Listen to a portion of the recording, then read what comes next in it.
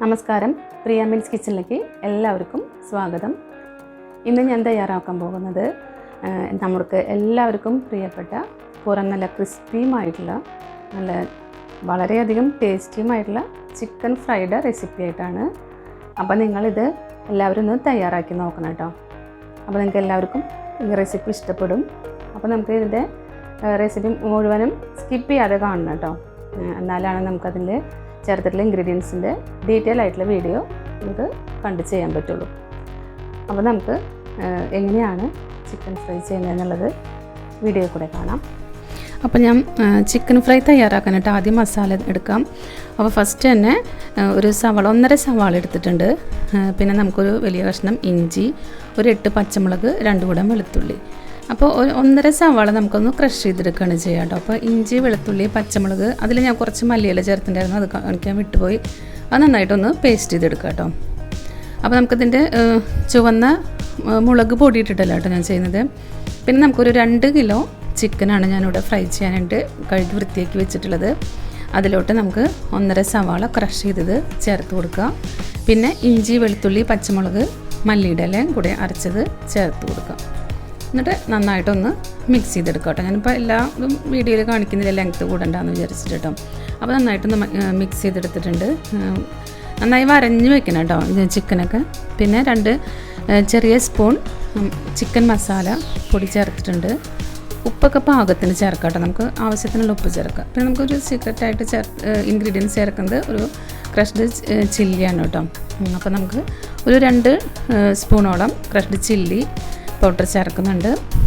പിന്നെ അതിലേക്ക് നമുക്ക് നന്നായിട്ടത് മിക്സ് ചെയ്തിട്ട് പുരട്ടി വെക്കണം കേട്ടോ, അതെല്ലാം കൂട്ടിയിട്ട്. പിന്നെ നമുക്ക് അടുത്തത് ചേർക്കേണ്ടത് കുറച്ച് കുരുമുളകാണ് കേട്ടോ. കുരുമുളക് നമുക്ക് ചതച്ച് മാറ്റി വയ്ക്കുക. കുരുമുളക് ഒരു 1.5 ടേബിൾ സ്പൂണോളം കുരുമുളക് ഞാൻ എടുത്തിട്ടുണ്ട്.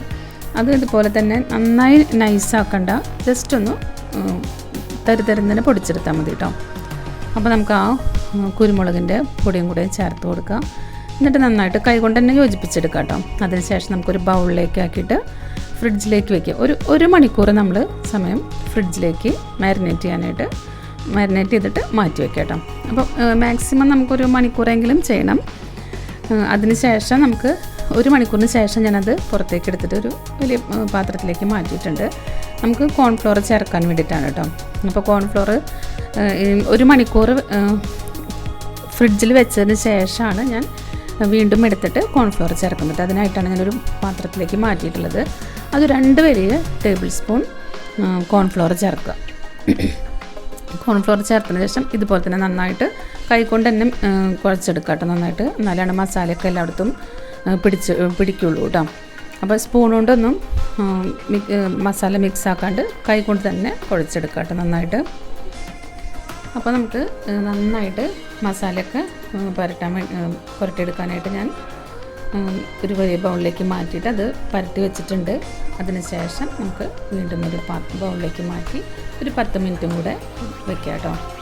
ഇപ്പോൾ അധികം ഫ്രിഡ്ജിൽ വെക്കുന്നില്ല എന്നുണ്ടെങ്കിൽ ഒരു അരമണിക്കൂറെങ്കിലും വെക്കുക കേട്ടോ.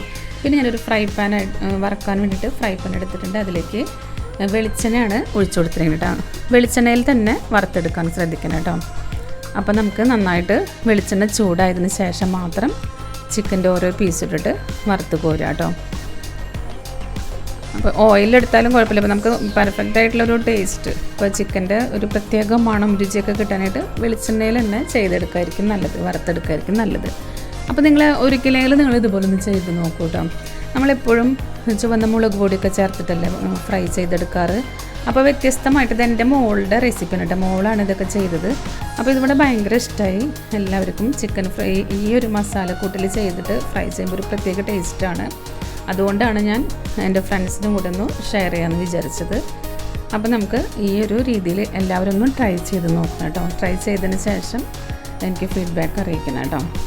അപ്പോൾ നമുക്കിത് ഫുൾ ഫ്ലെയിമിലല്ല, നമുക്കത് നന്നായി വെളിച്ചെണ്ണ ഒഴിച്ചിട്ട് നന്നായി ചൂടായി കഴിഞ്ഞിട്ടുണ്ടെങ്കിൽ നമുക്ക് പിന്നെ ഒന്ന് മീഡിയം ഫ്ലെയിമിലേക്ക് ഇത് മാറ്റണം കേട്ടോ. അല്ലാന്നുണ്ടെങ്കിൽ പെട്ടെന്ന് കരിഞ്ഞു പോകും.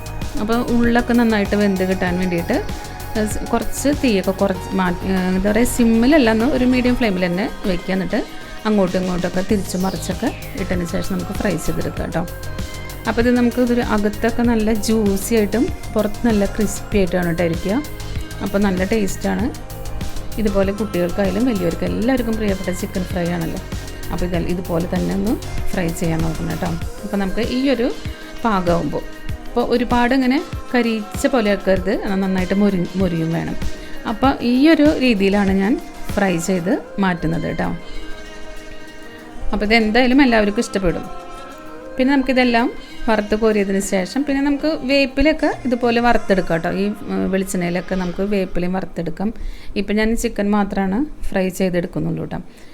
പിന്നെ ഓരോ ട്രിപ്പായിട്ട് നമുക്ക് കുറേശ്ശായിട്ട് വറുത്തെടുത്താൽ മതി കേട്ടോ. ഇപ്പോൾ കൂടുതൽ വെളിച്ചെണ്ണയിൽ ഇങ്ങനെ മുങ്ങിക്കെടുക്കണമെന്നുണ്ടെങ്കിൽ അതുപോലെ നിങ്ങൾക്ക് ചെയ്യാം. ഞാനിപ്പോൾ ഈ ഫ്രൈ പാൻ ആയതുകൊണ്ട് ഈ ഒരു രീതിയിലാണ് വറുത്തെടുക്കുന്നത് കേട്ടോ. ഇപ്പോൾ ഒരുപാട് എണ്ണയിൽ വെച്ചിട്ട് ഡീപ്പ് ഫ്രൈ ആയിട്ട് ചെയ്യണമെങ്കിൽ അങ്ങനെ ചെയ്യാം കേട്ടോ. ഇപ്പോൾ ഞാൻ ഈ ഒരു അളവിലാണ് വെളിച്ചെണ്ണയൊക്കെ കുറച്ചാണ് ചേർത്തത്. അപ്പോൾ ഇതുപോലെ നമ്മുടെ ചിക്കൻ്റെ കാലാണ് ഞാൻ അടുത്തത് റോസ്റ്റ് ചെയ്യുന്നത്. ചിക്കൻ കാല് എല്ലാവർക്കും ഇഷ്ടമല്ലേ, കുട്ടികൾക്കൊക്കെ ചിക്കൻ കാലല്ലേ ഇഷ്ടപ്പെടുക. അപ്പം ഇതും ഞാൻ ഫ്രൈ ചെയ്തെടുക്കുക തന്നെയാണ്. ഇതുപോലെ തന്നെ അങ്ങോട്ടും ഇങ്ങോട്ടൊക്കെ തിരിച്ചും മറിച്ചൊക്കെ ഫ്രൈ ചെയ്തെടുക്കുക. അപ്പോൾ ഈ ഒരു ടേസ്റ്റി ആയിട്ടുള്ള ചിക്കൻ ഫ്രൈ എല്ലാവരും പരീക്ഷിച്ച് നോക്കുമെന്ന് വിചാരിക്കുന്നു. നമ്മുടെ അടിപൊളി ടേസ്റ്റി ആയിട്ടുള്ള ചിക്കൻ ഫ്രൈ ഇവിടെ തയ്യാറായിട്ടുണ്ട്. സവാളയൊക്കെ കട്ട് ചെയ്ത് ഗാർണിഷ് ചെയ്ത് വെച്ചിട്ടുണ്ട്.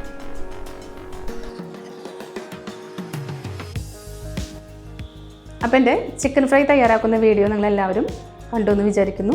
ഇഷ്ടപ്പെട്ടു എന്ന് ഉണ്ടെങ്കിൽ എല്ലാവരും ഒന്ന് ലൈക്ക് ചെയ്യണം, കമൻറ്റ് ചെയ്യണം. പിന്നെ ഇതുപോലെ ഒന്ന് ട്രൈ ചെയ്തിട്ട് ഫീഡ്ബാക്ക് തന്നെ കമൻറ്റിലൂടെ അറിയിക്കുക.